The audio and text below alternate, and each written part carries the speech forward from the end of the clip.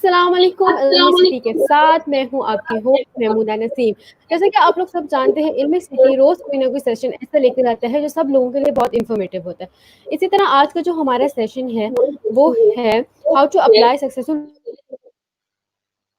UK के लिए हम सक्सेसफुल वीज़ा एप्लीकेशन किस तरह अप्लाई कर सकते हैं। और इसके लिए हमारे साथ जो आज हमारे गेस्ट हैं वो किसी भी तारुफ के मोहताज नहीं, चौधरी रिजवान सुलेरिया साहब हैं। आप इमिग्रेशन सॉलिसिटर हैं, यूके के लॉयर हैं, एंटरप्रेन्योर और एजुकेशनिस्ट हैं। अस्सलाम वालेकुम सर। वालेकुम सलाम, क्या हाल है आपके? ठीक है जी, अल्लाह का शुक्र। सर आप कैसे हैं? जी, मैं बिल्कुल ठीक हूँ अल्हम्दुलिल्लाह। अच्छा सर, स्टार्ट करते हैं। आप सबसे पहले आप बता दें वीज़े की कौन-कौन सी टाइप्स होती हैं और उसके बाद उन टाइप्स के अकॉर्डिंगली आप डॉक्यूमेंट्स बता दें कौन-कौन सी डॉक्यूमेंट्स जो है वो हमें चाहिए होते हैं। सबसे पहले मैं वीज़ा की जो टाइप्स हैं वो बताता हूँ। सबसे पहला जो वीज़ा जो सबसे ज़्यादा मोस्ट इम्पोर्टेंट वीज़ा होता है, उसको विज़िट वीज़ा कहा जाता है। जो आप अक्सर सुनते हैं कि लोग विज़िट करने के लिए जी। ब्रितानिया या यूरोपियन ममालिक में गए या अमेरिका जाते हैं। विज़िट वीज़ा पहला इम्पोर्टेंट वीज़ा होता है। उसपे भी आगे फर्दर कैटेगरीज़ हैं, जैसे फैमिली विज़िट हो सकता है, जैसे एकेडमिक विज़िट हो सकता है, बिज़नेस विज़िट हो सकता है और दीगर किस्म के विज़िट्स हो सकते हैं। आप टूरिज़्म का विज़िट भी हो सकता है। तो ये विज़िट वीज़ा एक कैटेगरी है। उसके बाद आप वर्क वीज़ाज़ की बात करते हैं, जिसमें लोग आ सकते हैं, रह सकते हैं। उसके अलावा इमिग्रेंट वीज़ा क्या होता है कि जो आप परमानेंटली वहाँ पे सेटल होना चाहें। जी। अक्सर आपने लोगों को सुना होगा कि फ़िलहाल बंदा परमानेंटली सेटल हो गया किसी कंट्री में जाके, जी। तो वो इमिग्रेंट वीज़ा है। उसके बाद फैमिली वीज़ाज़ होते हैं, जो आपके मतलब हस्बैंड हैं, वाइफ हैं, बच्चे हैं, वो अगर आपको बुलाना चाहें, तो ऑन दैट बेसिस अगर जो वीज़ाज़ हैं वो फैमिली वीज़ाज़ हैं। और ब्रितानिया में स्पेशली एक और कैटेगरी है जिसको यूरोपियन यूनियन जो सिटीज़न्स हैं, उनके डिपेंडेंट्स के वीज़ाज़ भी हैं, तो वो भी हैं। और उसके अलावा दीगर हैं कि जो आपके बच्चे हैं, बीवी है, वो अगर पाकिस्तान में रहते हैं, कहीं और रहते हैं, तो उनको आपने ब्रितानिया बुलाना है, तो सेटलमेंट वीज़ाज़ हैं, वो भी कैटेगरी है। तो देयर आर डिफरेंट कैटेगरीज़, हर कैटेगरी के डिफरेंट डॉक्यूमेंटेशन है और बहुत सारी जो इन्फॉर्मेशन है, ऑलमोस्ट 70% आप कह सकते हैं कि होम ऑफिस जो है बरतानवी, उसने अपनी वेबसाइट पे उस इन्फॉर्मेशन को डाल दिया हुआ है ताकि लोगों को किसी किस्म की मुश्किलात का सामना ना करना पड़े। सर जो वीज़ा प्रोसेस है वो विज़िट वीज़ा के लिए और जो स्टूडेंट वीज़ा है या फैमिली वीज़ा है उसका सेम प्रोसेस है या प्रोसेस में भी थोड़ा-सा डिफरेंस है? नहीं, प्रोसेस में टोटली डिफरेंट है। जो विजिट वीजा है वो क्विक प्रोसेस है। आप इवन 5 डेज में भी ले सकते हैं as long as you are paying more. Student visa भी इसी तरह से है, वो भी क्विक प्रोसेस होता है क्योंकि क्लासेस स्टार्ट होने वाली होती है, तो एम्बेसी की ख्वाहिश होती है कि उसको फौरी तौर पे इन वीज़ाज़ को क्लियर किया जा सके, तो वो भी क्विक होता है। और उसके अलावा बरतानवी होम ऑफिस की एक बड़ी मज़ेदारी की बात ये है जो इन्होंने एक्स्ट्रा फीस रखी हुई है। अगर आपको जल्दी वीज़ा चाहिए तो ज़्यादा पे करें। आप you can jump up the Q by paying extra. Okay. तो वो उन्होंने आप जो है जो है अपॉर्चुनिटी दी है। बाकी जो फैमिली वीज़ाज़ हैं, सेटलमेंट वीज़ाज़ हैं, वर्क वीज़ाज़ हैं, वो 3 मंथ से लेके 6 मंथ्स तक डिसाइड होते हैं। ये उनका टाइम होता है। 3 मंथ्स जो है वो मिनिमम टाइम गाइडलाइन देते हैं और 6 मंथ मैक्सिमम। लेकिन कुछ वीज़ा उस टाइम पीरियड में भी पूरा नहीं होता क्योंकि ड्यू टू फर्दर इंक्वायरीज़ या कोई इश्यूज़ आ जाते हैं या और मसाइल हो सकते हैं। लेकिन जो 90% केसेज़ हैं, वो इसी टाइमलाइन में वो जो है वो डिसाइड कर दिए जाते हैं। ठीक हो गया। सर इमिग्रेशन लॉज़ क्या-क्या हैं यूके के? स्पेशली पाकिस्तानी जो यहाँ से अप्लाई करना चाह रहे हैं उनके लिए? देखिए, इमिग्रेशन लॉज़ तो बहुत ज़्यादा हैं बरतानिया के, तकरीबन 45,000 पिछले 8 साल में अमेंडमेंट्स हुई हैं बरतानिया के राइट। Immigration law. इतनी ज़्यादा बड़ी, इवन कि यहाँ के सुप्रीम कोर्ट परेशान है, लॉयर्स परेशान है, होम ऑफिस के खुद केस वर्कर्स को समझ नहीं आती, एवरी डे लॉ चेंज होता है। सो इसमें मैं ओवरऑल आपको बता देता हूँ कि जो इमिग्रेशन लॉ है यहाँ पे, वो उसको जो है वो रूल्स कहा जाता है। मोस्टली जो लॉ जो रूल्स हैं वो सेक्रेटरी ऑफ स्टेट बनाता है, उसके बाद फिर उसको पार्लियामेंट में पेश करते हैं, उसको अप्रूवल कर दी जाती है। तो ये हर जो सेक्रेटरी ऑफ स्टेट बनता है, नया जो होम ऑफिस का वो हेड करता है, वो नए रूल्स ले डाउन करता है, पुराने रूल्स में अमेंडमेंट्स करते रहते हैं। बाकी जो इनका इमिग्रेशन एक्ट है वो एक ही है और उसको बार-बार चेंज नहीं करते, रूल्स चेंज होते रहते हैं। तो रूल्स भी जहाँ पे कानून का दर्जा रखते हैं, उसी तरह से जजेस को इंटरप्रेट करते हैं, उसी तरह से उसकी लीगैलिटी, इल्लीगैलिटी के बारे में बात होती है। तो आप अगर स्पेसिफिकली मुझे पूछेंगे किस एरिया के बारे में, फॉर एग्जांपल अगर स्टूडेंट्स के बारे में पूछे तो मैं आपको उसको बता सकता जी हूँ सर, आप या स्टूडेंट्स और विज़िट वीज़ा के लिए प्लीज़ बता दें। विजिट वीज़ा बड़ा सिंपल है। जिस विजिट वीज़े में एक बड़ी मोटी और बुनियादी बात है जो आपकी चेक की जाती है कि क्या आप जो विजिट वीज़ा ले रहे हैं, या जेन्युइनली आप विजिट ही करना चाह रहे हैं या बरतानिया सेटल होने का इरादा रखते हैं। ये सबसे बड़ी आपकी इंटेंशन है, उसको चेक करने के मुख्तलिफ पैमाने हैं, जो अपने एंट्री क्लास ऑफिसर ने बनाए होते हैं। तो इसलिए ये विज़िट वीज़ा जो है, वो उसकी सबसे बड़ी जो बात है, वो आपकी इंटेंशन है। नंबर 1 आपकी सोशल टाइज़ होनी चाहिए। फॉर एग्ज़ाम्पल अगर आप पाकिस्तान से अप्लाई कर रहे हैं, तो अगर आप सिंगल हैं, तो ऑब्वियसली आपकी जो एप्लीकेशन है, उसको ज़्यादा शक की निगाह से देखा जाएगा। राइट। अगर आप मैरिड हैं, तो फिर ऑब्वियसली आपके बच्चे हैं, बीवी है, तो आप उनको छोड़ के जाने बड़ा मुश्किल होता है, तो इसलिए वो एक फैक्टर वो है। दूसरा फैक्टर है, अगर आपकी जॉब है, तो क्या जॉब लेजिटिमेट है? आप इतना अर्न कर रहे हैं कि आप बरतानिया का विज़िट कर सकें? बरतानिया का एक विज़िट आपको मिनिमम £3000 में पड़ता है। वो भी अगर आप 1 हफ्ते या 10 दिन के लिए आएँ, तो वो काफ़ी कॉस्टली है। तो अगर आपकी जॉब जो है, उसको जस्टिफाई नहीं करती, यानी आप अगर अपनी जो आप 50,000 अर्न कर रहे हैं, तो इट मीन्स कि आप जो है वो गुज़ारा कैसे करेंगे और बरतानिया का विज़िट कैसे करेंगे? सो आपकी जॉब अच्छी होनी चाहिए। उसके बाद अगर आपकी सेविंग्स है, तो सेविंग्स भी आपकी आपके पास अच्छी होनी चाहिए, और सेविंग इस तरह से नहीं, अक्सर लोग गलती करते हैं, प्लॉट बेच दिया, वो किया, मकान बेचा, या कुछ इस किस्म के पैसे कहीं से जमा करवा जी। दिए, किसी दोस्त को कहा कि अकाउंट में पैसे जमा कर दो, या कहीं से पैसे आए घर में रखे हुए थे, उसको अचानक से जमा करवा दिया अकाउंट में, तो वो वीज़ा रिफ्यूज़ हो जाता है। तो आपको जस्टिफिकेशन देनी है कि जो पैसे भी आपने जमा कराए हैं अकाउंट में, वो जेन्युइनली जो है वो पैसे आपके हैं, और वाक़ई वो आपकी सेविंग है, और आप हकीकतन ही उसको खर्च करना चाहते हैं। उसके अलावा बहुत सारे लोग कैश इन हैंड जॉब करते हैं, सैलरी जो है वो कैश लेते हैं, वो सबसे बड़ा जी। इश्यू है। क्योंकि अगर आपके बैंक में सैलरी नहीं आ रही, तो आपकी वेरिफिकेशन नहीं हो सकती। फिर आपका एम्प्लॉयर है, जब आपको आपका एम्प्लॉयर आपको लेटर नहीं देता, या अगर एम्बेसी से वेरिफिकेशन कॉल आती है, तो एम्प्लॉयर जो है उसकी वेरिफिकेशन नहीं प्रॉपर तरीके से कर पाता, तो वो भी एक इश्यू है। उसके अलावा जो लोग सेल्फ एम्प्लॉयड हैं, बिज़नेसमैन, उनका बड़ा इश्यू है पाकिस्तान में। हर तीसरा बंदा वो कहता है मैं प्रॉपर्टी का काम कर रहा हूँ। वो प्रॉपर्टी के काम का कोई एविडेंस नहीं है। अगर या तो आप जी, प्रॉपर बिल्कुल। रजिस्टर्ड प्रॉपर्टी डीलर हो, आपके अकाउंट में पैसे आ रहे हो, आप ट्रांज़ैक्शंस कर रहे हो। फिर एक बहुत बड़ी जो मज़ाक़-ख़ेज़ बात है, वो ये है कि हमारे लोग जो हैं, वो टैक्स रिटर्न तो जमा करवाते हैं साल की 6 लाख रुपए की, लेकिन उनके अकाउंट में 1.5 करोड़ पड़ा होता है। वो उसको किसी तरह जस्टिफ़ाई नहीं कर पाते। इस वज़ह से वीज़ा रिफ्यूज़ होते हैं। तो उसके अलावा सबसे जो इम्पोर्टेंट बात है, वो आपकी इमिग्रेशन हिस्ट्री है। अगर आप कुछ लोग सीधा ही बरतानिया का वीज़ा अप्लाई करते हैं, जो कि लगने के चांसेस ऑलमोस्ट 5% से ज़्यादा नहीं होते, अनलेस कि वो फैमिली विज़िट ना हो, या फैमिली का कोई इम्पोर्टेंट विज़िट ना हो। क्योंकि अगर आपने टूरिज़्म कर रहे हैं, तो सबसे पहले आप दुनिया के मुख्तलिफ ममालिक को विज़िट कीजिए, आप सबसे पहले एशिया विज़िट कीजिए, आप टर्की विज़िट कीजिए, आप चाइना जाइए, आप इन द छोटे मुल्कों में पहले जाएँ, उनको विज़िट करें, उसके बाद आप यूरोप का वीज़ा लें, फिर बरतानिया का वीज़ा लें, फिर अमेरिका का वीज़ा लें। इस तरीके से अगर आप वीज़ा लेंगे, तो आपको आसानी से मिल जाएँगे। लेकिन हमारे लोग गलती ये करते हैं, वो फौरी तौर पे बरतानिया का वीज़ा अप्लाई करने की कोशिश करते हैं। एजेंट्स कहते हैं मसला कोई नहीं, आप अप्लाई करें, आपको वीज़ा मिल जाएगा। मिलता नहीं है, वो वीज़ा रिफ्यूज़ होता है। और सबसे बड़ा जो इश्यू इसमें आता है, वो ये आता है कि अगर आपको गलत डॉक्यूमेंटेशन कर देते हैं। मिसाल के तौर पे आपने कोई होटल जो बुकिंग है वो गलत लगा दी, एजेंट ने आपको बना दिया, आपने लगा दी, या आपने कोई बैंक स्टेटमेंट चेक नहीं की, वो आपने किसी और बैंक का कागज़ बीच में लगा दिया। अक्सर ये गलतियाँ हमसे हो जाती हैं। एजेंट आपकी एप्लीकेशन बुक करते हुए किसी और की स्टेटमेंट समटाइम लगा देता है। उससे क्या होगा? उससे बड़ा लॉस ये होगा, आपको 10 साल का बैन लग जाएगा। और जो समटाइम इन्विटेशन आपकी कन्फर्म नहीं होती, ओके। उसपे भी 10 साल का बैन लग जाता है। तो आप जो भी डॉक्यूमेंटेशन दें, वो उसको 100% एक्यूरेट और करेक्ट होना चाहिए। अगर वो जब तक वो डॉक्यूमेंटेशन ठीक नहीं है, आप 10 इयर्स का बैन पे चले जाएँगे। फिर उसकी वो हाई कोर्ट में जुडिशियल रिव्यू है, फिर आपको बताना पड़ेगा कि ये किस तरीके से गलती हुई, मेरी गलती नहीं थी। तो ये एक लंबा प्रोसेस है। तो कोशिश करें कि जो भी डॉक्यूमेंटेशन दें, वो करेक्ट दें, सही दें, और उसकी डॉक्यूमेंटेशन प्रॉपर बैंक में होनी चाहिए। फॉर एग्ज़ाम्पल अगर आप सेल्फ एम्प्लॉयड हैं, तो हर महीने आपको एक सैलरी बैंक में ट्रांसफर करनी है। बेशक वो आप उसको आपको कैश पैसे आते हैं, जिस तरह भी आते हैं, लेकिन आप अपना गुज़ारा तो आपने करना है। तो आप 1 महीने की एक माकूल तादाद में जितने पैसे आप मुनासिब समझते हैं, अपने बिज़नेस से निकाल के अपने पर्सनल अकाउंट में ट्रांसफर करें। और पर्सनल अकाउंट और बिज़नेस अकाउंट को सेपरेट रखें। हमारे लोग एक ही अकाउंट से सारे काम करते हैं। ये उससे भी बड़ा इश्यू है। तो चीज़ों को अगर आप डॉक्यूमेंटेड करेंगे, तो कोई वजह नहीं है कि पाकिस्तानियों को वीज़े ना लगे। सबसे बड़ा इश्यू है, एजेंट्स के पास जाते हैं लोग। एजेंट्स उनको सही तरीके से गाइड नहीं करते। अब हम बात करते हैं स्टूडेंट वीज़ा की। स्टूडेंट वीज़ा का भी वही इश्यू है। जी। पाकिस्तान में एजेंट्स हैं, वो यूनिवर्सिटीज़ के बहुत थोड़े क्वालिफाइड एजेंट्स हैं। मोस्टली जो एजेंट्स हैं, वो ऐसे ही खुद साख्ता एजेंट बने हुए हैं। उनके पास कोई जी। यूनिवर्सिटी नहीं होती, वो डायरेक्टली एडमिशन करवाते हैं। एडमिशन हो जाए, तो मतलब लोगों से पैसे ले लेते हैं, और उनको पता नहीं होता कि किस कोर्स में दाखिला करवाना है, कोर्स जस्टिफाई करता है कि नहीं उनकी प्रीवियस स्टडीज़ को। उनके बच्चों के इमिग्रेशन लॉज़ का नॉलेज नहीं होता, तो वीज़ाज़ रिफ्यूज़ हो जाते हैं। फॉर अच्छा। एग्ज़ाम्पल अगर आपने बीकॉम किया, जी, बोलिए? सर बैंक स्टेटमेंट के साथ-साथ आप बता दें कितने फंड्स होने चाहिए आपके पास विज़िट वीज़ा के लिए, स्टूडेंट के लिए और फैमिली वीज़ा अगर अप्लाई करते हैं हम लोग। तो स्पाउस वीज़ा होते हैं ना जो कि यूजुअली जो है बहुत लेट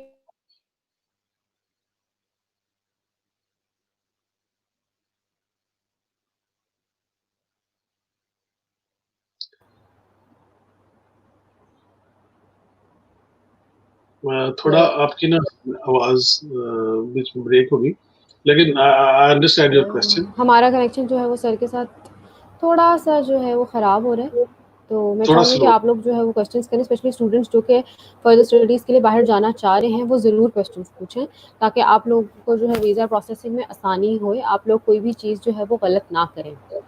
रिजेक्शन के चांसेस कम होते हैं इस तरह। अगर आप लोग के प्रॉपर डॉक्यूमेंट्स वगैरह होते हैं, अगर आप लोगों ने प्रॉपर अप्रूव कराए होते हैं, अगर आप लोगों ने जो है वो फंड्स वगैरह जो है प्रॉपर्ली किए होते हैं, बैंक स्टेटमेंट्स वगैरह आप लोगों के पास प्रॉपर होती है, ओरिजिनल होती है, तो आप लोगों के चांसेस जो है जिस तरह सर ने कहा कि बहुत कम होते हैं। लेकिन कुछ इस तरह की छोटी-छोटी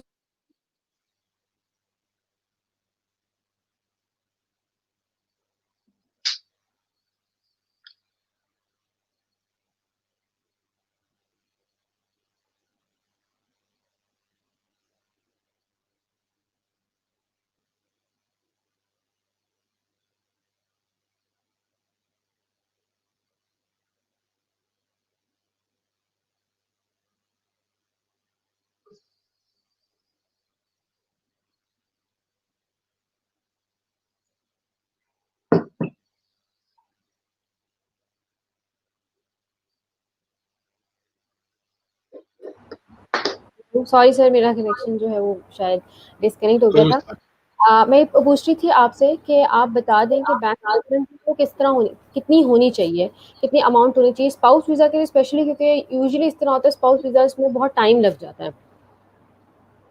वन बाय वन कर लेते हैं। सबसे पहले ठीक है, स्टूडेंट वीज़ा की बात करें। Okay sure. स्टूडेंट वीज़ा के लिए आप बड़ा सिंपल सा फ़ॉर्मूला है। अगर आप लंदन या लंदन से बाहर किसी यूनिवर्सिटी में हैं, तो आपको पहले उसकी 5000 के करीब ऑलमोस्ट 4000 या 5000 इनिशियल इंस्टॉलमेंट जमा करवानी होती है।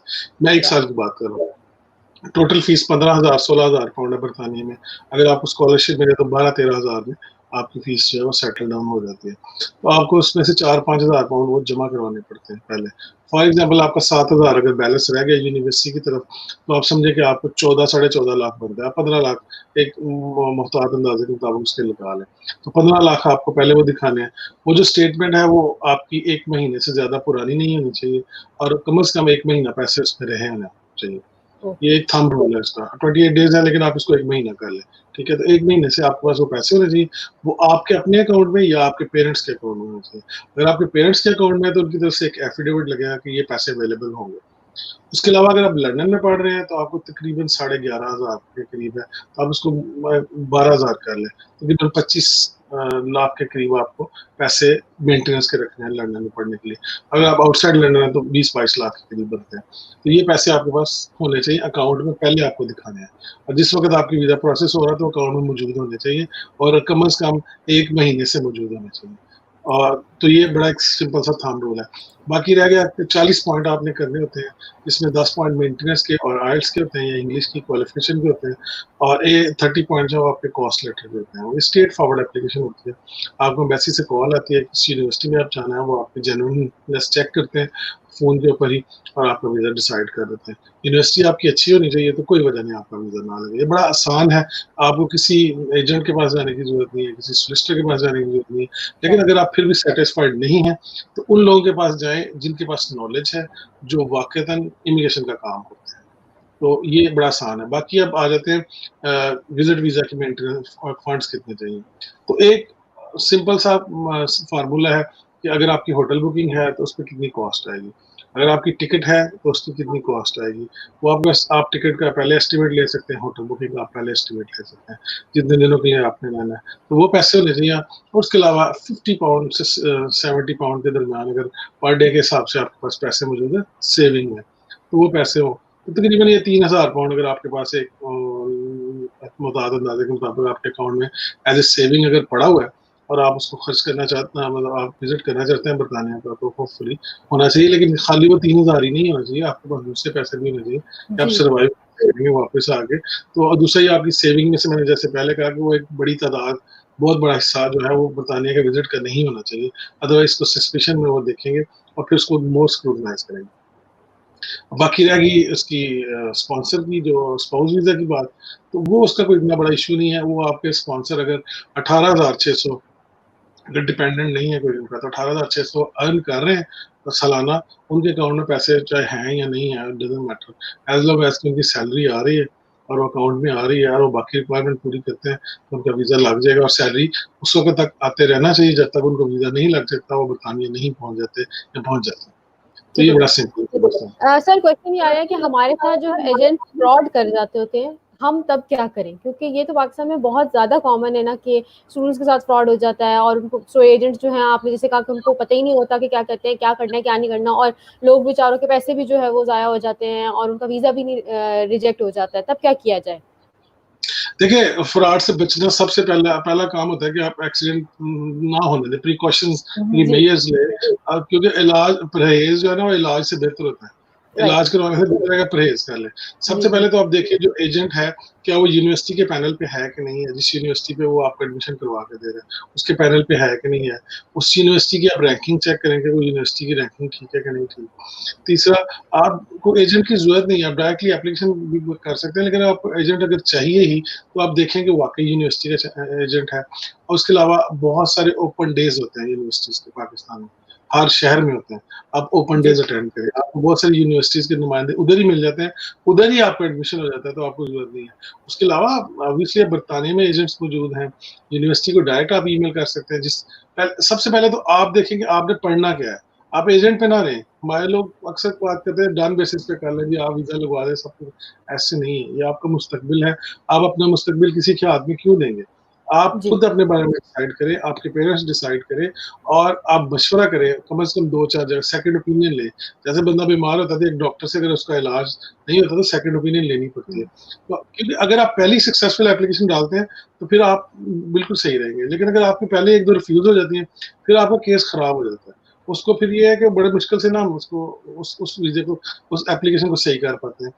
आप आइल्स आप प्रॉपर करें, शॉर्टकट मत ढूँढें और कोई वजह नहीं कि आपको वीज़ा ना लगे। ब्रिटानिया और स्पेशली अभी तो बहुत अच्छा होने वाला है। मैं बताना भूल गया कि जो स्टूडेंट इस साल ब्रिटानिया आएँगे, वो अगले 2 साल तक यहाँ पे फुल टाइम काम कर सकेंगे, अपनी डिग्री कंप्लीट करने के बाद। 1 साल का डिग्री कंप्लीट करें, ग्रेजुएशन या पोस्ट ग्रेजुएशन। तो वो ब्रिटानिया जो आएँगे, वो आराम से 2 साल के लिए काम करें, 12-13 हज़ार पाउंड उस पे करें, खर्च करें अपनी डिग्री पे, डिग्री लें और उसके बाद 2 साल के लिए कम से कम आप 30,000 पाउंड तक ईज़िली अर्न कर सकते हैं, कोई इतनी बड़ी मसले वाली बात ही नहीं है। तो ये एक बड़ा अच्छा अपॉर्च्युनिटी दी है बरतानिया ने और उसके अलावा जो उससे बड़ी मतलब अपॉर्च्युनिटी है वो जनवरी में आने वाली है। जो लोग यहाँ पे डिग्री करेंगे उनको तो अपॉर्च्युनिटी होगी कि यहाँ पे सेटल हो सके जैसे ऑस्ट्रेलिया में है, न्यूज़ीलैंड में है, कनाडा में है। आप डिग्री करें उसके पॉइंट्स आपको मिलेंगे, पॉइंट बेस्ड सिस्टम शुरू होने वाला है। तो बरतानिया जो है ब्रेग्ज़िट के बाद स्पेशली पाकिस्तानियों के लिए मैं समझता हूँ एक बड़ी खुशखबरी वाली बात है, या इंडियंस के लिए या एशियंस के लिए, जो यहाँ पे सेटल हो सकेंगे ईज़िली। सो इसलिए बजाय किसी और मुल्क का रुख करने के आप यहाँ बरतानिया का रुख करें। 1.8 मिलियन के करीब पाकिस्तानी रहते हैं। आपको फ़ील ही नहीं होगा, you can feel at home. आपको इश्यू नहीं होगा और आप जिस यूनिवर्सिटी में जाएँगे आपको आपके अपने हमवतन मिलेंगे और आप बड़े अच्छे तरीके से यहाँ पे प्रोग्रेस कर सकते हैं। ठीक हो गया। सर हमारे पास नेक्स्ट क्वेश्चन ये है कि सर मैं हर ईयर टॉप करता हूँ लेकिन मेरी बैंक स्टेटमेंट नहीं है, तो मैं कैसे स्कॉलरशिप पर जा सकता हूँ यूके? देखिए, उसमें हायर कमीशन जो है पाकिस्तान का, वो एचईसी जिसको कहते हैं, जी, हायर एजुकेशन, वो हर साल स्कॉलरशिप जो है अनाउंस करता है। मुझे नहीं पता मौजूदा गवर्नमेंट की वजह से इसकी क्या सिचुएशन है। यूनिवर्सिटी आपको ज़्यादा से ज़्यादा 3-4 हज़ार से ज़्यादा पाउंड से ज़्यादा स्कॉलरशिप नहीं देगी, क्योंकि फ्री में वो इतनी इंडस्ट्री है, वो क्यों फ्री में पाकिस्तानी स्टूडेंट्स को पढ़ाएँगे? अनलेस कि आप रियली इम्पोर्टेंट ना हो उनके लिए। उनकी वो सिर्फ़ चंद लोगों को जो रिसर्च बेस्ड स्टडी करते हैं, उनको 100% फ्री स्कॉलरशिप देते हैं, लेकिन ये बहुत कम होगा। आप उसके लिए बेहतर हल है कि आप स्टेटमेंट जो है वो अरेंज की जा सकती है पाकिस्तान में। आप अपने पेरेंट्स को कहें, प्लॉट दें, कुछ करें, अपनी स्टेटमेंट जो है वो अरेंज करें और कोई वजह नहीं है कि आपका वीज़ा ना लगे।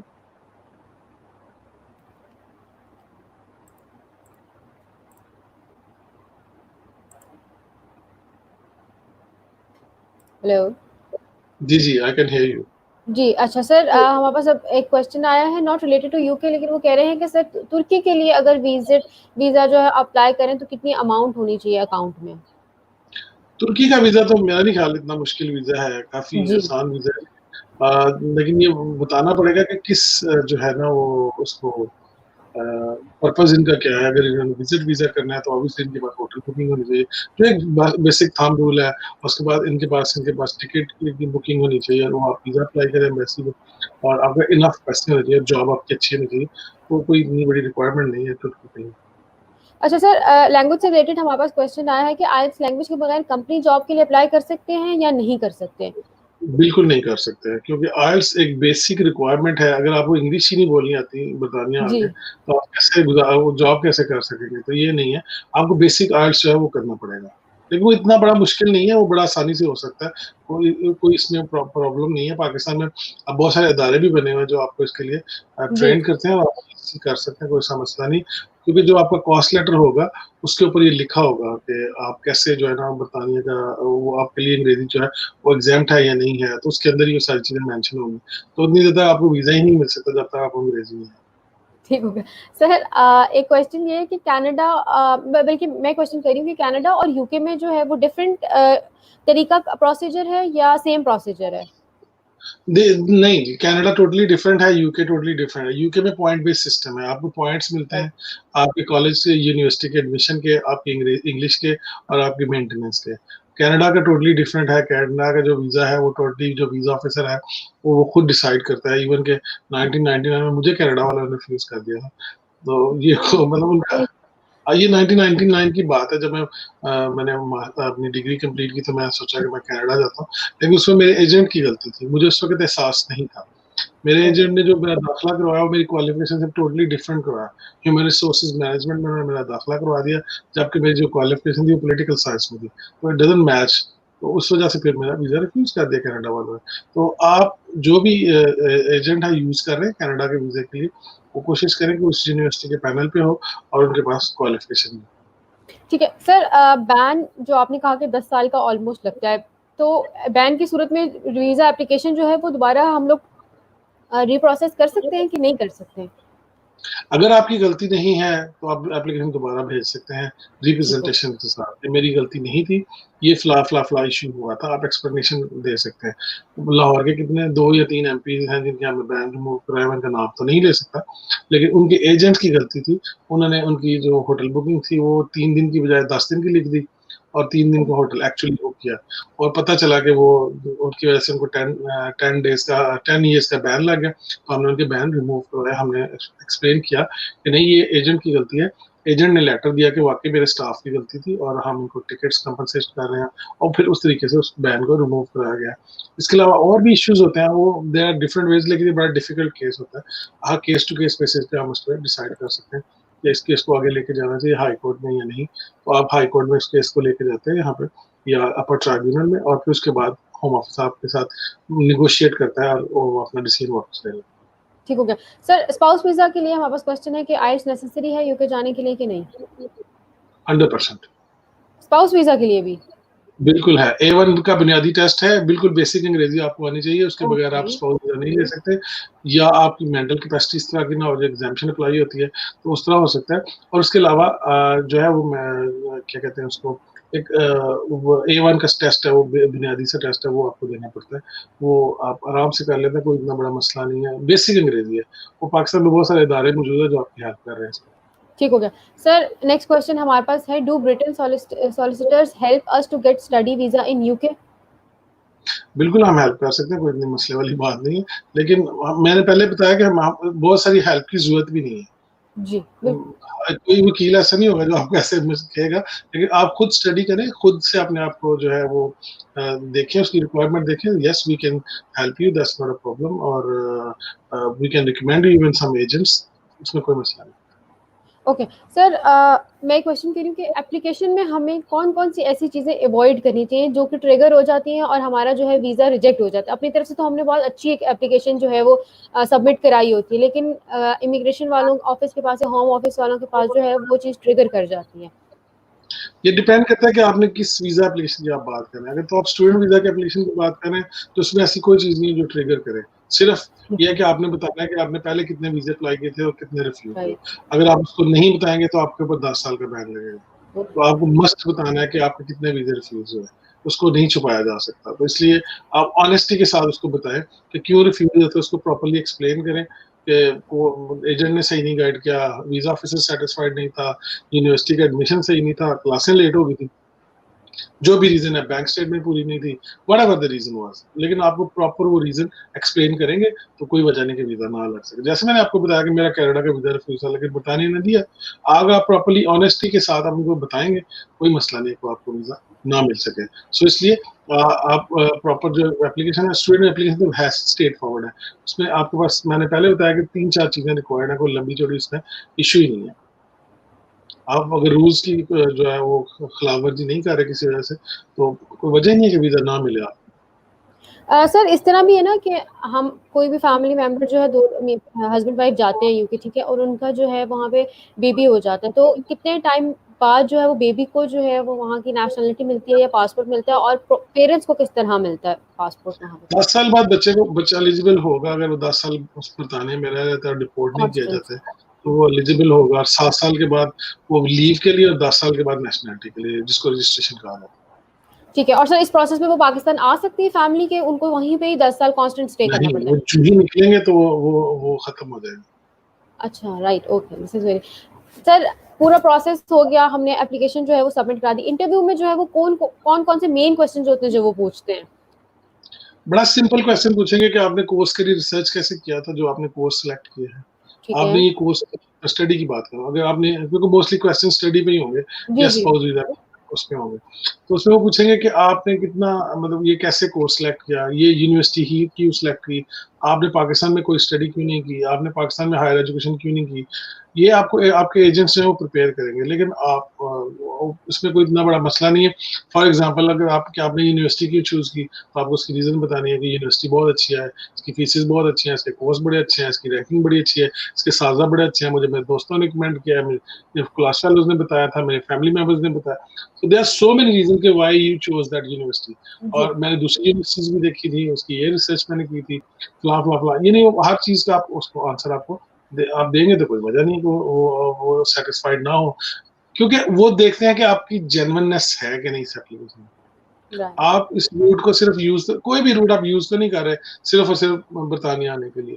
क्योंकि हर बंदा जो है वो UK, Europe, America, Canada, New Zealand और इंग्लैंड सॉरी जाना चाहता है, ऑस्ट्रेलिया जाना चाहता है। ये बड़ी डेस्टिनेशंस हैं, जिधर हर बंदे की ख्वाहिश है कि वो चला जाए। क्योंकि दुबई जाना आसान है, कतर जाना आसान है, कोई इश्यू नहीं है। तो इसलिए ये वो थोड़ा स्क्रूटनाइज़ ज़्यादा करते हैं इस किस्म के जो एप्लीकेशंस हैं उनको। तो आप अगर जेन्युइन स्टूडेंट हैं, आपने फ्रेश ग्रेजुएट है, आपने अंग्रेज़ी आपकी अच्छी है, पैसे आपके पास मौजूद हैं, 100% वीज़ा एप्लीकेशन आपकी हो जाएगी। राइट सर, और सर स्पाउस वीज़े के लिए? स्पाउस वीज़ा के लिए जो क्वेश्चन है वो रिलेशनशिप सबसिस्टिंग होना चाहिए। मतलब उसका पहला ये है कि आपका जो रिलेशनशिप है वो वाक़ई जेन्युइन है कि नहीं।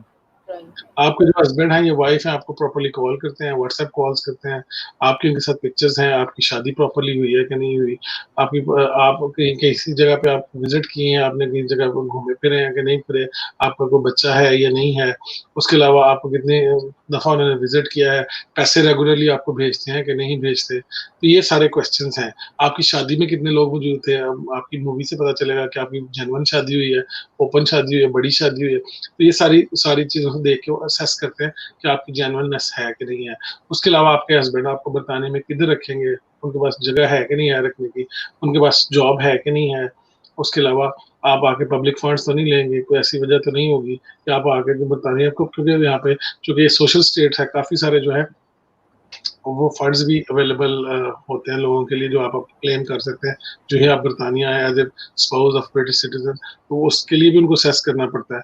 ये सारी जो चीज़ें हैं उसको कंसीडर करते हैं, उसके बाद फिर आपकी एप्लीकेशन होती है। फिर आपके एम्प्लॉयर को फ़ोन किया जाता है कि आपका जो स्पॉन्सर है, उसका जो एम्प्लॉयर है, वो जेनुइनली उसके पास जॉब कर रहे हैं कि नहीं आप कर रहे हैं। क्योंकि अगर आप जेनुइनली जॉब नहीं करते, कुछ लोग ऐसे ही अपनी पे स्लिप्स बना के लगा देते हैं। होम ऑफिस उसको भी वेरीफाई करता है। आपकी इंग्लिश का जो है उसको देखा जाता है, आपको टीबी तो नहीं है, टीबी टेस्ट जो है वो स्टूडेंट्स के लिए भी इम्पोर्टेंट है, से 6 मंथ से ऊपर कोई भी वीज़ा है, उसके लिए इम्पोर्टेंट है। विज़िट के लिए नहीं है, लेकिन टीबी टेस्ट तो आपका करवाना ज़रूरी है, स्पाउस के लिए, वर्क के लिए और स्टूडेंट के लिए। Okay sir. सर क्वेश्चन हमारे पास ये था कि आपका मीटिंग पॉइंट पाकिस्तान में कौन-सा है? कोई है ऐसा मीटिंग पॉइंट जहाँ से आपसे बात की जा सके? हाँ, बिल्कुल है। मैं पाकिस्तान 4 से 5 दफ़ा साल में कम से कम विजिट करता हूँ और लाहौर में भी है, सियालकोट में भी है। लेकिन वी आर अवेलेबल। आप हमारी वेबसाइट पे आएँ, उसपे आप मैसेज टाइप करें, विल अरेंज जो है ना मीटिंग विद यू ऑनलाइन। उसमें कोई मसला नहीं है। आजकल तो दुनिया एक ग्लोबल विलेज है, जैसे आप मुझसे फ़ोन पे बात कर रहे जी, हो, जी। लाइव सेशन हमारा चल रहा है, तो ये कोई इश्यू नहीं है। We can provide assistance, that's not a problem. Sir कितना टोटल टाइम इंटरव्यू के बाद कितना टाइम लगता है पासपोर्ट आने में? और इस पूरे प्रोसेस में एक पॉजिटिव इंसान किस तरह रहे? क्योंकि अगर टाइम थोड़ा ज़्यादा लग जाता है तो एक नेगेटिविटी आ जाती है इंसान के दिमाग में कि मेरा वीज़ा जो है वो रिजेक्ट हो गया होगा, ये हो गया होगा, वो हो गया होगा। और वीज़ा अप्लाई करने से पहले और बाद में भी मुझे बता दें किस तरह इंसान को जो है वो पॉजिटिव रहना चाहिए? इंसान को तो हर हाल में पॉजिटिव रहना चाहिए। पहली तो बात ये बुनियादी बात है, क्योंकि अल्लाह ताला जो है उन्होंने आपके लिए, अगर आपका रिज़्क दाना-पानी यहाँ पे बरतानिया में रखा है या कहीं पे भी रखा है, तो जी, जी। आपने वहाँ पे पहुँच जाना है। आपका सिर्फ़ काम है कि आप अपनी पॉजिटिव वे में कोशिश करें और उसके अलावा कुछ नहीं है। बाकी रह गई बात, तो 6 से 8 हफ़्ते का प्रोसेस है, इससे ज़्यादा नहीं है। और अगर आपको जल्दी डिसीज़न चाहिए, you can pay more and get a quick decision, क्योंकि ये तो आप जंप आपकी क्यू जो है जंप अप कर दी जाएगी अगर आप एक्स्ट्रा पे करते हैं। अभी वो अगले हफ्ते से उम्मीद है कि पाकिस्तान में दोबारा से एम्बेसीज जो है वो एम्बेसी काम करना शुरू कर देगी, हाई कमीशन। और इंशाल्लाह ताला ये एप्लीकेशन जो है क्विकली डिसाइड कर दी जाएंगी। सेशन थोड़ा सा लेट हो जाएगा, आई होप कि अक्टूबर में बहुत सारी यूनिवर्सिटी इंस्टेड ऑफ सितंबर अपने सेशन को ले जाएंगे, 1 महीना डिले कर लेंगे, लेकिन वो मेकअप कर सकते हैं, कोई इतना बड़ा इशू नहीं है ड्यू टू कोविड-19। और इंशाल्लाह ताला मैं समझता हूँ कि आने वाले दिनों में बड़ी जल्दी जो है वो क्विक डिसीजंस आएंगे। और जिनके वीज़ा एप्लीकेशन पेंडिंग है, मैं दुआ करता हूँ कि अल्लाह ताला जो है उनके जो है सक्सेसफुल एप्लीकेशंस हो जाएँ। और अगर जिन्होंने अभी एप्लीकेशन करनी है, वो हमारा ऑब्वियसली मैंने मतलब क्वेश्चन भी मैंने देखा है, ऑब्वियसली हमारा चैनल है यूट्यूब के ऊपर, उसके ऊपर हमने सारी डिटेल हर कैटेगरी के बारे में 10-10 मिनट की तकरीबन वीडियोज़ बनाई हुई हैं। आप उसको देख सकते हैं, क्वेश्चन भी कर सकते हैं, वी कैन आंसर। कोई इश्यू नहीं है, क्योंकि why we are doing this, मुझे कोई इसमें वो नहीं है, हमको पैसे नहीं चाहिए, हम सिर्फ फ्री ऑफ कॉस्ट ये इन्फॉर्मेशन दे रहे हैं, जैसे आप लोग ये दे रहे हैं। इसी तरह मेरा भी यही मिशन है कि लोग एजेंट्स के हथ हिम्मत चढ़े, रिज़्क देने वाली अल्लाह की ज़ात है, और जी। आप लोगों को प्रॉपर इन्फॉर्मेशन, सही इन्फॉर्मेशन प्रोवाइड करें। बाकी अल्लाह ताला जो है वो हर एक के लिए जो रिज़्क रखा हुआ है वो उसको वही मिलना है। तो अगर आप लोगों को सही गाइड करेंगे, सही रास्ता दिखाएँगे, तो कोई वजह नहीं है कि जो है वो आप तरक्की ना कर सकें। ठीक है सर, लास्ट क्वेश्चन में सेशन एंड करना चाहूंगी। जो स्टूडेंट जो अभी एमफिल में हैं, जिनका अभी 1 ईयर ये प्रोजेक्ट ईयर जो है फाइनल ईयर रहता है, वो अभी अप्लाई कर दें कि या वो अपना डिग्री कंप्लीट होने के बाद अप्लाई करें, क्योंकि एडमिशन प्रोसेस में भी थोड़ा टाइम लग जाता होता है। एडमिशन प्रोसेस मैक्सिमम 2 से 3 मंथ्स में हो जाता है, वो इतनी बस लेवल की बात है। तो ओके। जब वो डिग्री के एंड पे पहुंचे अपने, क्योंकि ये जो यहाँ पे सिस्टम है वो डॉक्यूमेंटेशन बेस्ड है। अगर आपके पास डॉक्यूमेंट्स मौजूद हैं जो आप कोर्स कर रहे हैं या उसके ऊपर हैं, तो फिर कोई मसला नहीं है कि ना हो सके।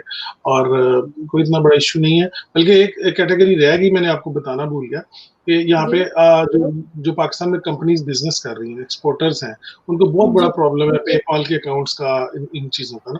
तो उनको चाहिए कि वो अपनी ना फर्म की यहाँ पे ब्रांचेस खोल लें बरतानिया में।